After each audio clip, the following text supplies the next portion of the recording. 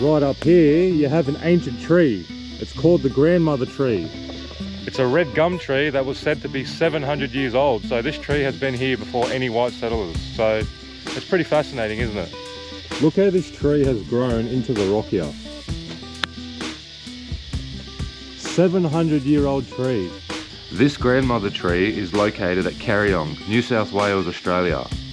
The whole area, including this tree, is in a sacred indigenous ground and is known as the guardian of the land and the keeper of wisdom.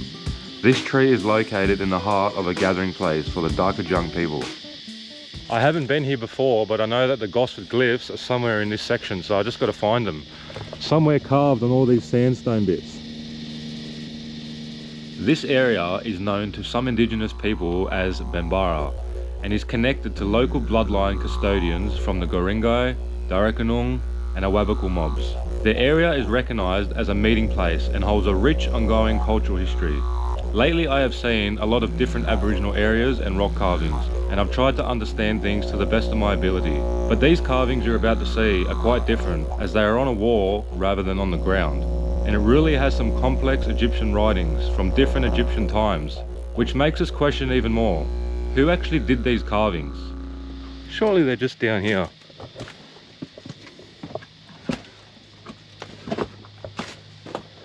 Look what I found!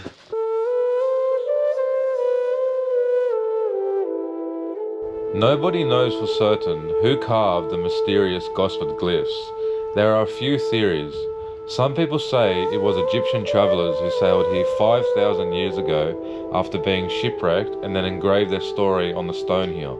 Another theory is that it was done by World War I Australian soldiers after being in Egypt and being inspired by the discovery of Tutankhamun's tomb in 1922, which created massive Egyptomania in Australia, which is the nation's long-standing fascination with ancient Egypt, and then shortly after carved the hieroglyphics as a prank or a hobby in the early 1920s to 1930s.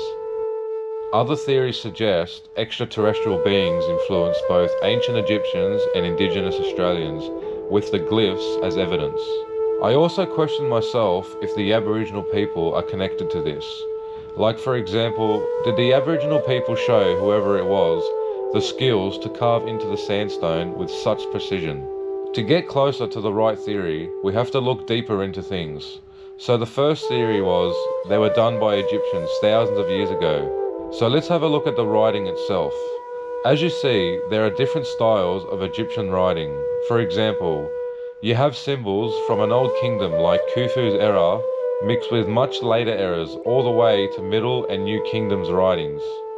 Also, we have to mention the syntax, which was following English grammar.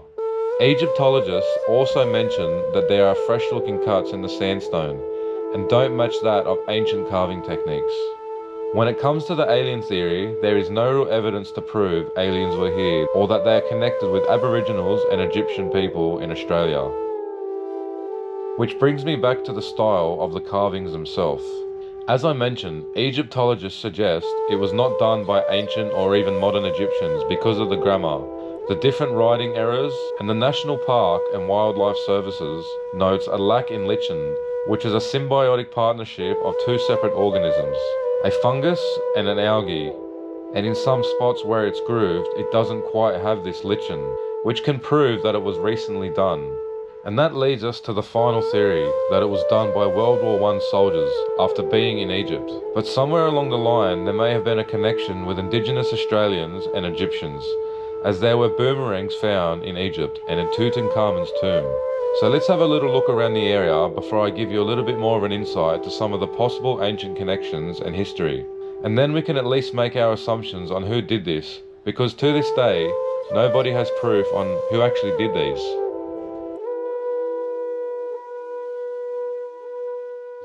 All the ones up the top there, and they go all around this rock, all the way to the bottom. And you come up here, and they're all the way here, all the way to the end of that rock. So that's all the carvings on that side and that side. But it's pretty cool. This place is like a mad little maze. Look at this.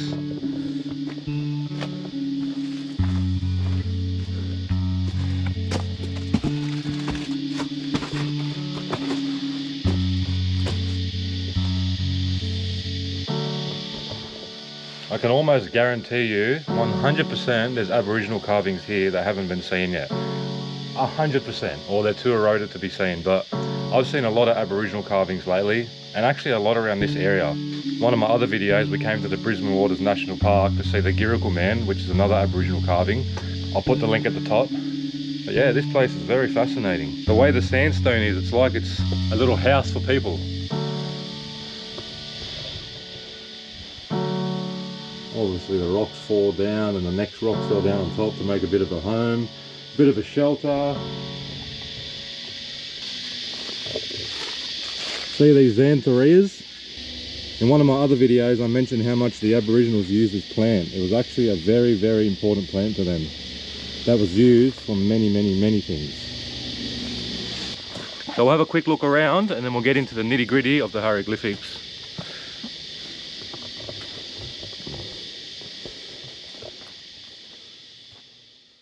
Many Australians would be quite shocked to know that Australian Aboriginals were not the only people to use boomerangs. Ancient Egypt also had boomerangs, specifically hunting sticks.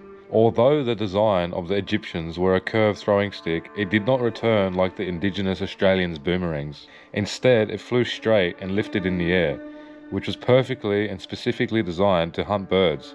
Dating back to the Old Kingdom, 2700 to 2150 before Christ, through to the New Kingdom, 1550 to 1069 before Christ. King Tutankhamun's tomb possessed a large variety of these throwing sticks, made from normal wood to ceremonial ones like ivory and gold.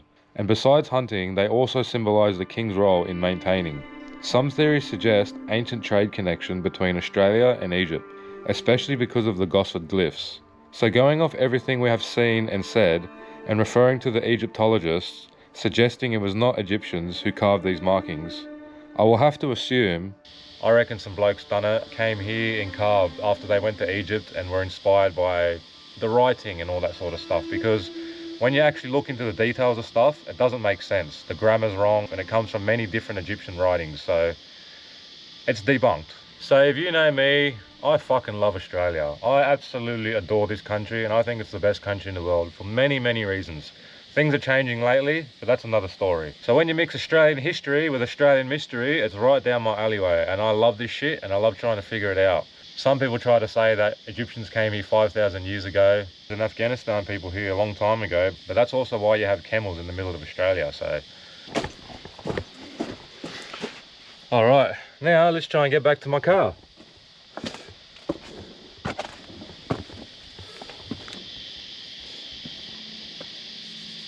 Let's have a little look around this area to see what we can find. You know I like finding shit.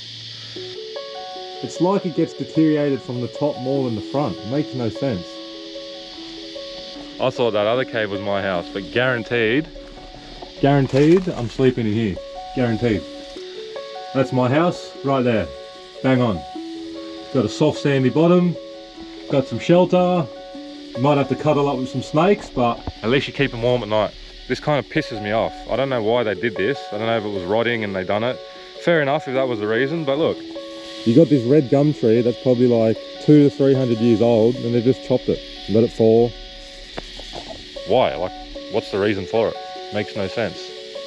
You can see that there's been a bushfire through here. Look at all the trees. All been burnt down. Look at the xanthorrheas at the bottom. They're all burnt. They burn at the bottom. They burn at the bottom. It actually helps them grow. These plants thrive being burnt because it burns all the dead leaves at the bottom.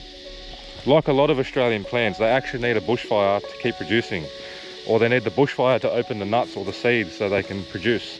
So these plants, they need the bushfires to open the seeds so they can re-sprout, because what the fire does, the heat opens them up. So you basically need fire to keep that plant from going. So Australia's got some unique ways of living. You got plants that need fire to keep going. You got a little spiky ball marsupial that lays eggs. You got this weird little animal called a platypus, which got a mouth like a duck. The males have got poison in their fins. Makes no sense. Like, what is that animal? What are these animals? And besides the opossum in America, there's not many animals that have pouches. A lot of the animals here have pouches. So Australia is a very, very unique landscape, and I'm proud to call this place home. I always wonder, you know, when I see little spots like this, I think about the Aboriginal people, and I think, how did they used to sleep? Did they put down lots of leaves to make it softer, or did they just kind of find a spot where they're out of the wind and out of the weather and keep warm and just crash out? Because it was normal back then. You know, if I laid there for a night, you know I'm having a hard time, but I've slept in a bed my whole life. So I'm really curious about that. If you know, let me know in the comments. And just before I go, I can see some remnants of a car tyre and some concrete poles. I'm just going to go down here and check it out and see what it is.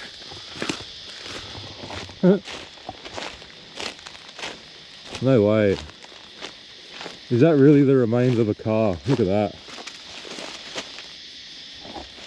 This is old as shit. I thought I heard something. I thought that was a snake. There's a tyre.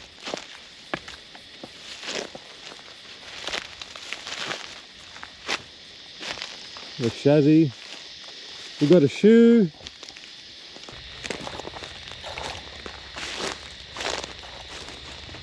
To me, this looks like a little pile of rubble. Some sort of something here.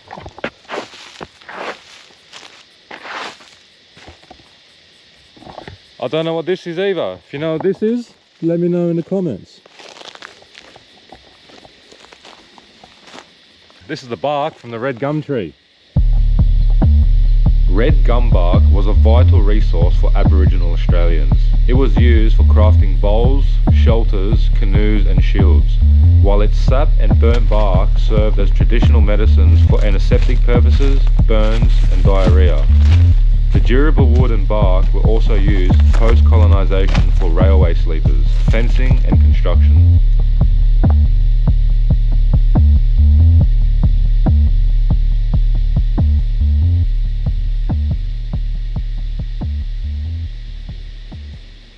Thank you everybody who watched my video. I appreciate it. I have a lot of history coming. I'm going to Thailand and Vietnam very soon, and we're going to make some amazing videos there too.